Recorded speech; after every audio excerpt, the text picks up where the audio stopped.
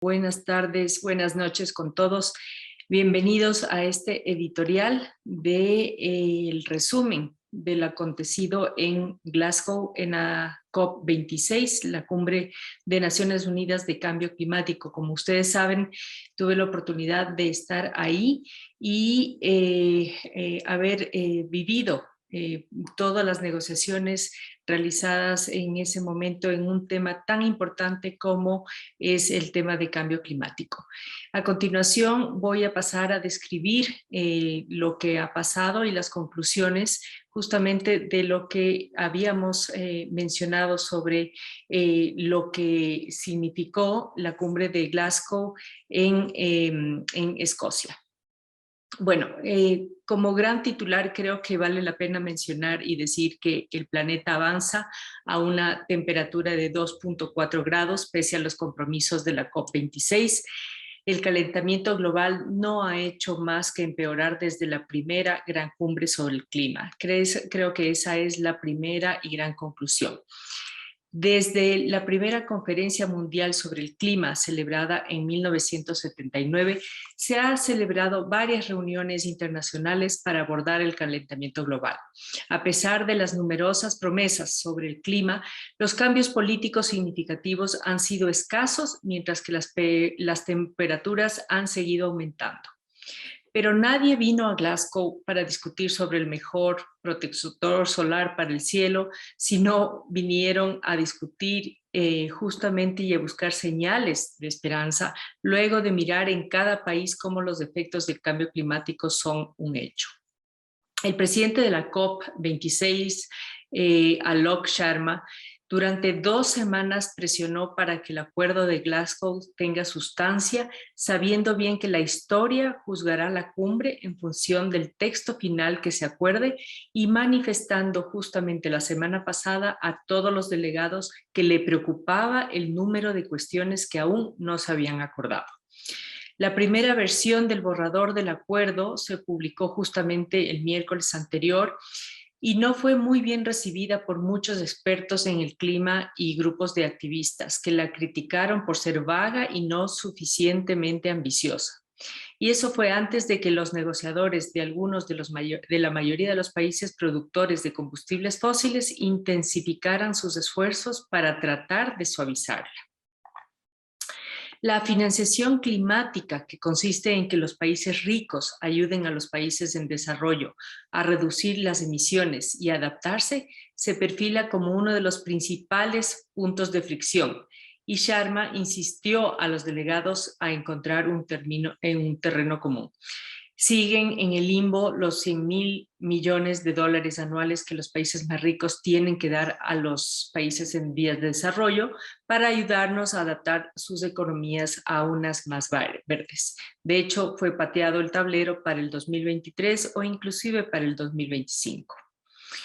En general, la mayoría de los países no cumplen con los objetivos planteados y los grandes depredadores del medio ambiente como China, como Rusia, como India, se niegan a asumir los compromisos necesarios para detener las emisiones de gases contaminantes. Lo reiteraron con su actitud aquí en la COP, a pesar de las interminables apelaciones que se hicieron contra ellos.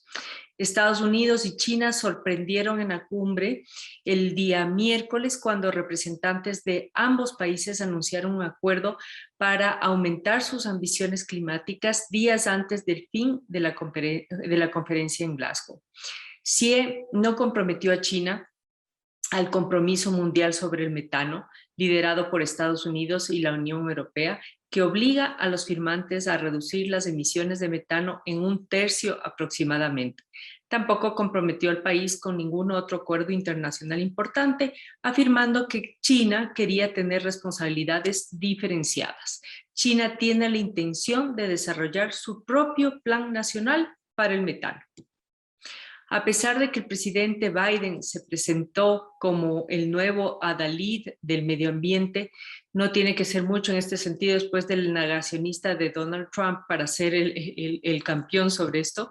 Estados Unidos no suscribió algunos de los compromisos climáticos más estrictos de la COP26, con su firma notablemente ausente en las promesas de eliminar la minería de carbón, poner fin al uso de motores de combustión interna y compensar a los países más pobres. Estados Unidos sigue siendo una quinta parte de la electricidad a partir del carbón. Si el Congreso de Washington termina aprobándole la próxima semana su proyecto de seguridad social y ambiental con un presupuesto de 1.75 billones de dólares, tal vez puede ir al próximo año en Egipto COP27 con mejores noticias. Este miércoles, más temprano, la presidencia de la COP también publicó un borrador de acuerdo para la cumbre que dice que el mundo debe aspirar a limitar el calentamiento global a 1.5 grados Celsius y reconoce el papel de los combustibles fósiles en la crisis climática, lo que sería una novedad en la cumbre actual. China, el mayor consumidor del carbono del mundo, no firmó una declaración en la COP26 en la que se comprometía a eliminar el uso del carbón. Estados Unidos e India también se negaron a firmar. Estos países son los 3 mayores emisores del mundo y los mayores consumidores de carbón. Cuando se le preguntó si China adelantaría su fecha para alcanzar el máximo de emisiones de gases de efecto invernadero, que actualmente está fijado para antes del 2030, Kerry dijo que los funcionarios estadounidenses creen que China haya alcanzado su máximo de emisiones y que se haya estabilizado. En el papel, su reto es lo suficientemente sencillo como para que lo entienda un niño de 4º grado. Los mismos combustibles fósiles que construyeron el mundo moderno lo están destruyendo. Las mismas fuentes de energía que impulsaron la innovación que alargó la vida humana están acortando la vida de los más vulnerables. Hay que hacer algo lo antes posible. Mientras que los líderes de China y Rusia brillaron por su ausencia, vi una imitación de bosques de abedules en el estante de Suecia y en Francia la señalización Make Our Planet Great Again, y se siente como un remanente del 2020 cuando Donald Trump retiró a Estados Unidos de su promesa del Acuerdo de París en una de las más atroces huidas de la historia de la humanidad. También se pudo notar la gran afluencia de empresas de combustibles fósiles que habían enviado a más de 500 personas a la COP26 y llegaron en sus jets privados. En contraste, Costa Rica y Dinamarca lanzaron oficialmente el jueves la alianza Más Allá del Petróleo y Gas. El grupo incluye a Francia, Suecia, Irlanda, Gales, Groenlandia y Quebec, mientras que California, Portugal y Nueva Zelanda se han unido como miembros asociados e Italia también expresó su apoyo al grupo. 25 países hasta ahora están de acuerdo para dejar de financiar proyectos de combustibles fósiles en el extranjero, pero los críticos dicen que no va a ser suficiente, lejos y que debería incluir la financiación del proyecto de combustibles fósiles dentro de los países, no solo a nivel internacional. Cristina Scherer, directora del programa de carbón de Global Energy Monitor, califica el acuerdo de punto de inflexión, pero subrayó que los proyectos de combustibles fósiles deben detenerse también dentro de las fronteras de estos países. ¿Qué en relación a las negaciones sobre los mercados de carbono? La presidencia de la COP26 sigue presionando para llegar a un acuerdo sobre los detalles del artículo 6 del Acuerdo de París, que establece la necesidad de crear mercados de carbono. En las anteriores COPs no se logró un consenso sobre las normas que deben regir el comercio de emisiones y las conversaciones de Glasgow están también resultando igualmente difíciles. La idea es que los países que tienen dificultades para cumplir sus objetivos de reducción de emisiones puedan en el futuro comprar reducciones de emisiones a los países que ya hayan reducido sus emisiones para que lo comprometieron a hacer. Pero hay algunos puntos de fricción importantes. Por ejemplo, cómo evitar el conteo doble y cómo prevenir que los países más contaminantes apuesten a este mercado en lugar de centrarse en las reducciones reales. Algunos países en vías de desarrollo también han abogado por gravar mercados, afirmando que los ingresos deberían destinarse a la financiación climática. Estados Unidos no apoya la creación de un fondo de compensación de pérdidas y daños, una idea que está impulsando en la COP26 los países en desarrollo y los más pequeñitos, por ejemplo las islas o países isleños, especialmente vulnerables a los impactos del cambio climático, según declaró a la prensa un funcionario de alto rango estadounidense. Los países vulnerables argumentan que los países ricos son más responsables del cambio climático en términos históricos.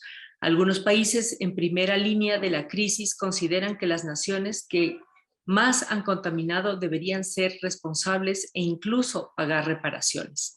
A pesar de que Estados Unidos se adhirió a la reciente declaración de un grupo de 61 países conocida como la coalición de gran ambición que acordó aumentar los recursos para los países especialmente vulnerables, el funcionario dijo que Estados Unidos todavía tiene muchas dudas cómo funcionaría en la práctica. ¿Qué en relación a los compromisos para la deforestación? Por otro lado, más de 130 países que representan más del 85% de los bosques del planeta se comprometieron la semana pasada a poner fin y revertir la deforestación y la degradación de la tierra para el 2030, en lo que se consideró el primer gran acuerdo de la cumbre COP26. Cuando se destruyen los bosques pueden emitir dióxido de carbono a la atmósfera. El acuerdo incluía algunas de las mayores reservas de carbono del mundo encerradas en los bosques tropicales. En América Latina todo pasa por lo que sucede en la Amazonía y ahí casi todo depende de Brasil. En el último día de la cumbre se conoció que la deforestación en la selva amazónica brasilera aumentó en octubre con respecto a un año atrás. Los datos preliminares de la Agencia Nacional de Investigación Espacial INPE mostró que unos 877 kilómetros cuadrados de bosques fueron despejados el mes pasado, un aumento del 5% desde octubre del 2020. Fue la peor deforestación en esta época del año desde que comenzó el actual sistema de monitoreo desde el 2015. Los delegados brasileños prometieron en esta COP poner fin a la deforestación ilegal para el 2028, 2 años antes de su objetivo anterior. Pero esto también significa que Bolsonaro tendrá manos libres para seguir permitiendo el uso indiscriminado de las motosierras por otros 7 años.